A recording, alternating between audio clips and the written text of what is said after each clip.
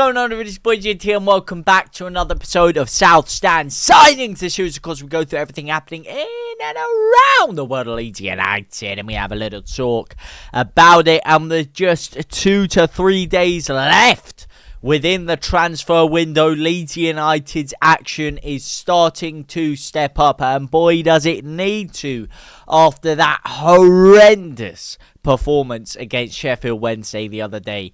A lot of people need to give their head a huge wobble after that one. What was DCL thinking? Anyway, let's get into the goalkeeper situation first of all for Leeds United. Looking at Mr. Illan Meslier, whose future has been up for debate for a hot minute now at Leeds United. And finally, there seems to be an update. According to French outlet Foot Mercato, Meslier could be north of the border before the end of the transfer window in the coming days, because Rangers are plotting a £5 million assault on the French goalkeeper. They are trying to secure his services. They are trying to snap him up right here, right now, and secure him as their latest goalkeeper acquisition before the window closes. Good news for Leeds United. We do need that money big time, and with us still looking around to sign some extra players, that £5 million could go a long way in helping PSR, especially when you add it to the fee we got for Sam Greenwood the other day, Ramazani's wages being covered. Could be some big additions in the offing. Now, speaking of the aforementioned Larhi Ramazani, he has been spotted at an airport ahead of finalising his Leeds United exit to Valencia. Leeds United and Valencia have finally reached an agreement for a loan deal, and here is the reported video of Ramazani at the airport. I don't know if this is going to get me copyright struck, so I'm not going to actually play it. But there was a lot of complication around his move. Why was it taking so long? Well, the reason is because Valencia wanted a buyback option. Or a buy option at the end of the summer for Ramazani if he played well. Leeds United said, none of that business. If he turns out firing on all cylinders and he wants to stay out there, you're going to have to pay us big money, or we're taking him back next summer. So that was the first stumbling block. Second stumbling block, Leeds United wanted to put a clause in there which said basically, listen, Mr. Cobram, if you don't play him in at least half of your games in this first half of the season, we're taking him back in January and probably offloading him somewhere else. And Valencia said, nah. And then eventually they met in the middle and they said, forget it, let's just do a dry loan deal, send him off. Now, a bit ironic that they're complaining about how much game time he needs to get over there when they didn't give him any game time over here, inexplicably. But I digress. We move on to pastures green, one of them being Mr. Kristantos Uche, who is still doing the rounds. Will we finally get him? Will we not? It seemed like he was destined for a move over to Wolverhampton Wanderers. A £19 million fee was being reported as pretty much a done deal, but the player himself rejected the move via his agents. And we've got quite a few people reporting on this.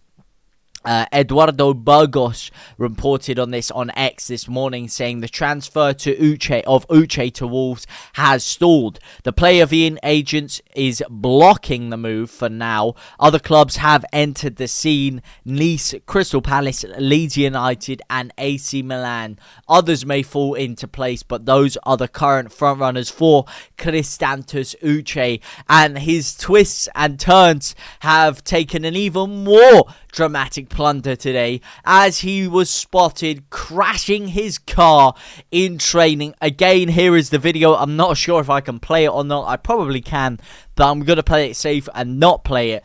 But he crashed his car into the training ground today, and this is the video of his car being towed away from the training ground. The guy's head is all over the gaff. The club are trying to sell him. Reportedly, there's players over there at Getafe trying to convince him not to be sold, to convince him to stay at the club.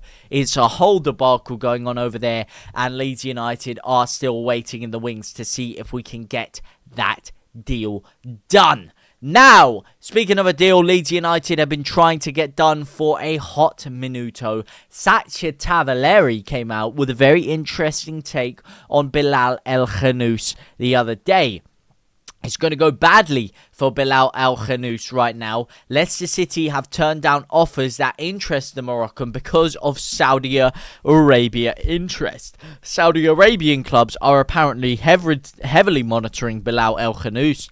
And now that Leeds United and, of course, Ipswich have alleviated their PSR concerns by signing their players, the latest, of course, being that big deal for James Justin, they have hiked the price up massively on El Khannouss, who no longer has a release clause in his contract. El Khannouss has been having a little bit of backlash with them over the past couple of days, as he has expressed his desire to leave the club and won't change his mind even if he stays by the end of the window, as the offensive midfielder reiterated during a meeting today that he no longer sees his future with the Foxes. He is trying to heavily secure a move, and it is still being reported that he favours a Premier League switch.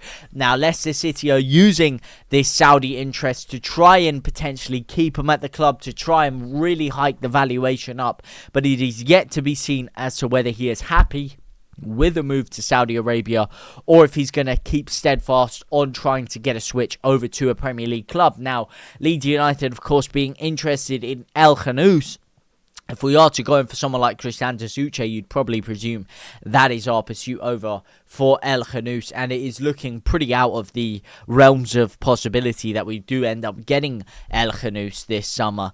But there is still a shot, and maybe, just maybe, if the Saudi clubs pull out in the last couple of days and he's really kicking up a stink, maybe they'll accept 30 million, and maybe Leeds will bite the bullet on it, depending on how much money we get back in the coming days, weeks, months, years, and whatever else you could be thinking. Now, on the end of this article, they did write a little note about Buonanotte, who, of course, didn't feature the other day. He was left out of the side for Brighton, and they have expressed a heavy interest to send Buonanotte on loan to a Premier League club. There are other clubs across the continent very interested in signing him on a loan deal and permanently, but Brighton are reported to be very keen on a loan deal to another Premier League club to get him used to the league again and hopefully develop him into a player that they can see playing for them in the long term.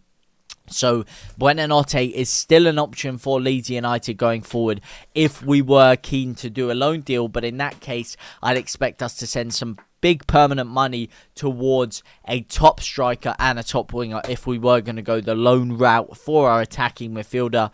But as it stands, that is still up in the air. And now finally, something that isn't up in the air. For good news for this man, Mr. Isaac Schmidt. He is finally set to complete his loan move over to Werder Bremen. Leeds, of course, signing James Justin has finally given the green light for Schmidt to move. And Kicker reports that Werder Bremen are finally about to seal their loan deal for Isaac Schmidt. A long summer has taken place between the clubs. As we know, we've been talking about this for a good few weeks now. Kicker claims that Schmidt will head to the Hansinton on loan with a €3 million purchase option.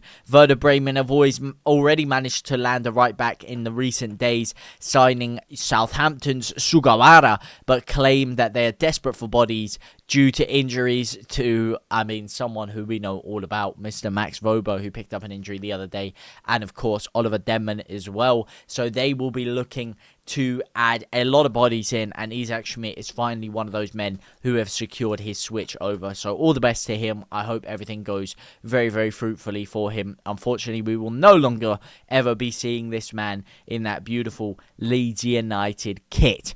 Just finally, a few injuries and suspensions. Daniel Farke is currently having his presser for the Newcastle game, and he is going to be talking about all of these things, of course. But we had Eddie Howe talking the other day about their squad. Anthony Gordon, of course, after his direct red card for his challenge on Van Dijk on the weekend, is going to be suspended, which is good news for Leeds. Fabian Schär is going to miss the game. Very unfortunate for him, suffering a concussion. But again, he will not be featuring against Leeds United. And very, very fortunately for Leeds United, Sandro Tonali picked up a shoulder injury. Not fortunate for him. I don't wish ill on any man, but he is injured and will not be featuring against Leeds United, which is a huge, huge plus for Leeds going into that Newcastle game on the weekend. But let me know what you guys think about all of these stories down in the comment section down below. For now, though, I will see you very, very soon. Au revoir, my brothers and my sisters.